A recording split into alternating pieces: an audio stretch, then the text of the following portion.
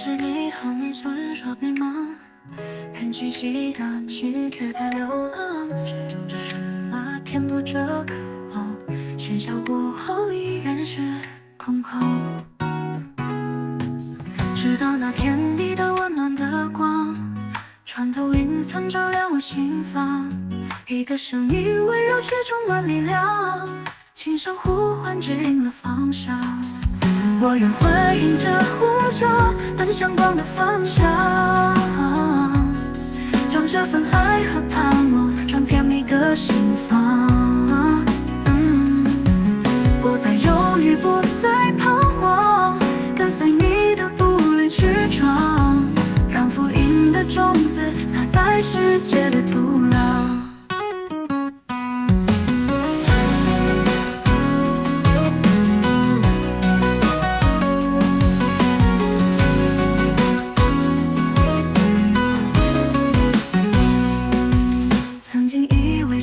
就这样，现实捆绑磨灭了梦想。小小的我能做些什么？无力感中，你却说你懂。是你的爱融化了冰霜，赐我勇气，点燃了希望。一个使命在心中回荡，不再沉默，要为你歌唱。我愿回应着呼召，奔向光的方向。将这份爱和盼望传遍每个心房。不再犹豫，不再彷徨，跟随你的步履去闯，让福音的种子撒在世界的土壤。也许路上会跌倒受伤，也许前方有未知风浪，但你的应许是我的力量，借我的手相依一样翱翔。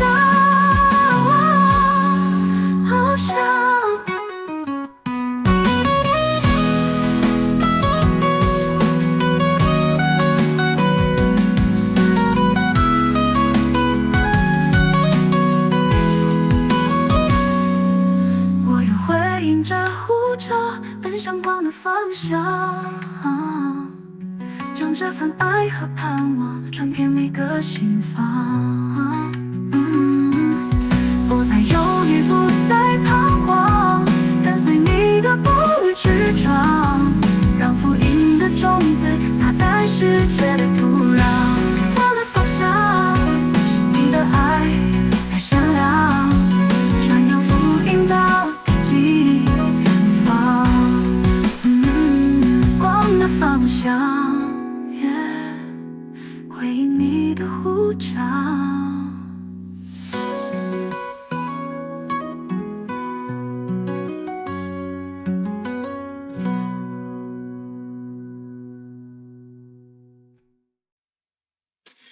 各位弟兄姐妹，大家平安，大家早安。一早我们就成为那有福气的人，因为我们一早就要与神同行，来领受祝福。我一起来祷告。主耶稣，谢谢你，谢谢你一早让我们就被神的馨香之气所吸引，一早我们就尊荣你，敬畏你，因为你是上主，是我们的神。孩子祷告，奉靠主耶稣的名 Amen。 今天我们要读的经文是在腓立比书1章12到26节，我来念。弟兄姐妹们，我要你们知道，我的遭遇反而帮助了福音的进展。结果王宫警卫队全体和在这里所有其他的人都知道，我是因着基督的缘故被囚禁的。我坐牢却使多半的信徒对主更有信心，更加勇敢，毫无畏惧地传讲上帝的信息。当然，有些人传扬基督是出于嫉妒和好斗的心理，但也有些是出于诚意的。后者是出于爱心而这样做，因为他们知道上帝交给我为福音辩护的使命。前者传基督的动机不纯，是出于野心，是趁着我坐牢的时候给我制造更多的麻烦。可是这有什么关系呢？不管他们的动机对不对，只要基督被传开了，我就会高兴，我还要继续高兴，因为知道借着你们的祷告和耶稣基督的灵的帮助，我一定会恢复自由。我迫切期待和盼望的是，我不至于在责任上有所亏负，反而能时时刻刻具有充分的勇气，尤其是在现在，无论生死，用整个的我来荣耀基督。21节，因为对我来说，我活着是为基督，死了更有收获。可是，如果我活着能够多做些有意义的工作，那我就不晓得该怎样选择了。我处在两难之间，我很愿意离开这世界，去跟基督在一起，那是再好没有了。可是，为了你们的缘故，我更该活下去。对这一点，我深信无疑。我知道我还要活下去，而且要继续跟你们大家一起，帮助你们在信仰上更长进，更有喜乐。目的是我跟你们再见面的时候，你们在基督耶稣里将更加以我为荣。今天我们要读的是腓立比书。我们都知道腓立比书是监狱书信，是保罗在监狱里面要写给腓立比教会的一封充满喜乐与感恩的书信。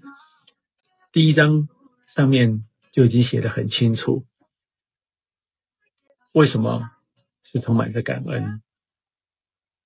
那这一篇是监狱书信，那监狱到底是什么地方？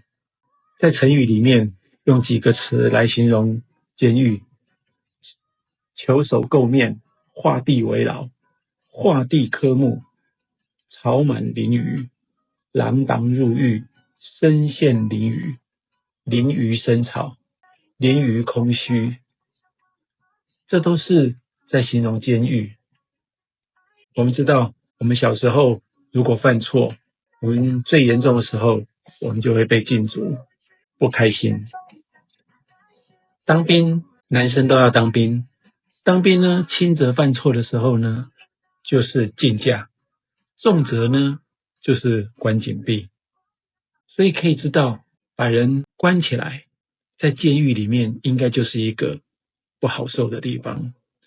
我没有被关过，但我知道，当我那时候当兵的时候，因为演习或者是全班犯错，我们就都会被禁驾的那种感觉。在部队里面不能放假，其实就已经很糟了，更何况是在监狱里面呢？那是一个没有盼望的处境。在圣经那个时代，保罗在监狱里面，他不知道自己会关多久，不像现在我们经过判刑，我们都知道我们会被关多久，1年3个月、2年，时间到我们就会被放出来。可是在保罗那个时代，被关进去罗马监狱里面，只有一件事，就是听天由命。他不知道他会被关多久，所以是一个极度没有盼望的地方。今天的新眼光讲到犹太教的拉比雨果·葛林，童年时曾经与家人一起被关入奥斯威辛集中营，随时面对可能被送进毒气室致死的命运。在集中营的日子是相当艰辛的，因为食物匮乏，被关押者得设法把任何食物的残渣保存起来。不过遇到犹太教光明节的时候，格林的父亲却会把珍贵的奶油当作点灯的燃料。在食物匮乏的日子，这种做法显得奢侈浪费。有人对他的做法表示质疑，他却回答说：我们知道人可以3周不吃仍然活着，但失去希望3分钟都无法好好活着。雨果·葛林是这样形容没有盼望有多恐怖。当我们看到保罗在极度没有盼望中，又展现出那个极度的盼望。虽然外界没有光进来，但保罗让他自己发光。在第21节，保罗说了，死了更有收获。死了有什么收获？这就是我们基督徒一直拥有跟一个俗世不一样的地方，就是基督徒与神的关系是密切的时候，就会处处都充满了盼望，就像保罗一样，自己发光。但保罗又在24节又说了另外一句话，他说：可是为了你们的缘故，我更该活下去。因为保罗他只有一个意念，就是要把传福音和信仰的成长摆在第一位。死了很好，活下来更棒，因为他要学像耶稣基督，愿意舍己来成就上帝的旨意。保罗是多么棒啊，是一个多有盼望的人啊。保罗就是一个把自己全然交托给神的人，让神来成为他脚前的灯，路上的光。这个经节我们常常读到。那什么是脚前的灯呢？在圣经那个时代，晚上的路都是乌漆嘛黑的，没有路灯的，就只是要靠走路的人手里提的一盏小油灯来照亮道路。那一盏小油灯，它的光线强度有多少呢？其实就只有一步之距而已，就是一步而已。也就是说，当你走的第一步，灯就帮你照亮下一步、第二步。你走，灯再帮你照亮第三；你走第4步，灯帮你照亮第5步。就是这样，一步的照亮，一步一步的带你走。光照在脚前，我们是不是愿意将我们自己全然交托给神呢？让神一步一步的带领我们。我们虽然不知道前路的状况，但神是创造我们的神，他知道我们的开始在哪里，他也知道我们的终点在哪里，他更知道要带我们去哪里。神就是光，光的方向就是我们要去的地方。今天我选的这一首歌《光的方向》，这首歌很适合保罗的意境，也适合处在我们现代的每一个人。歌曲上面写说，城市霓虹闪烁着迷惘，人群熙攘，心却在流浪，追逐着什么，填补着渴望，喧嚣过后依然是空旷。直到那天，一道温暖的光穿透云层，照亮我心房。一个声音温柔却充满力量，轻声呼唤，指引了方向。我愿回应这呼召，奔向光的方向，将这份爱和盼望传遍每个心房。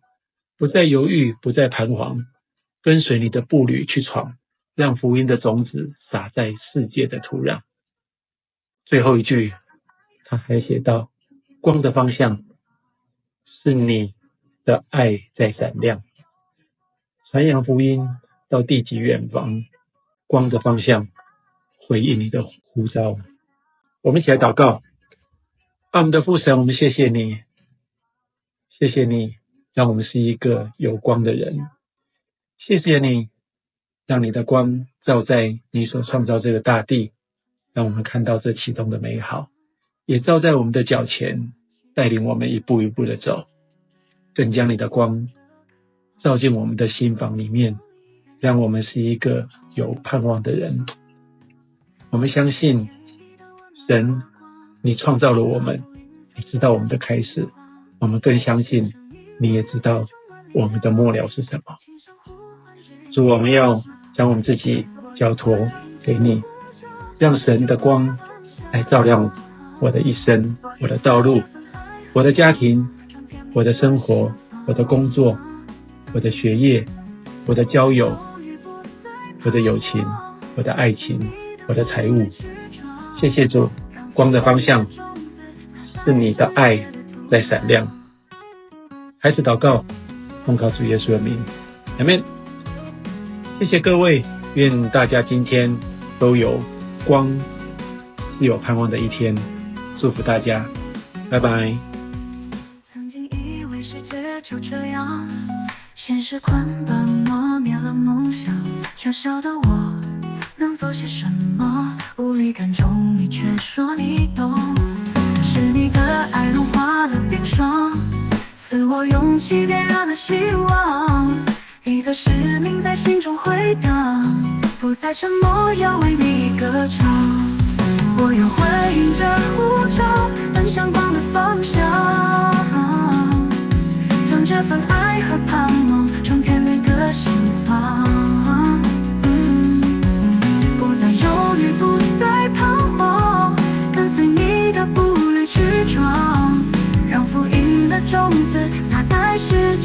土壤。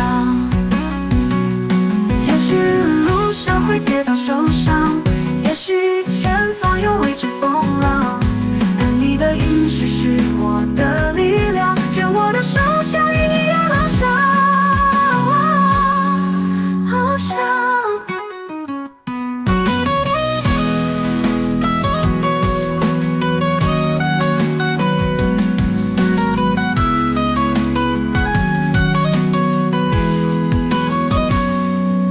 我又会迎着呼着，奔向光的方向，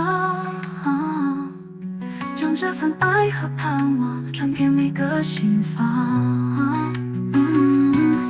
不再犹豫，不再彷徨，跟随你的步履去闯，让福音的种子撒在世界的土壤。我的方向是你的爱在闪亮，传扬福音到地极远方。光的方向，回应你的呼召。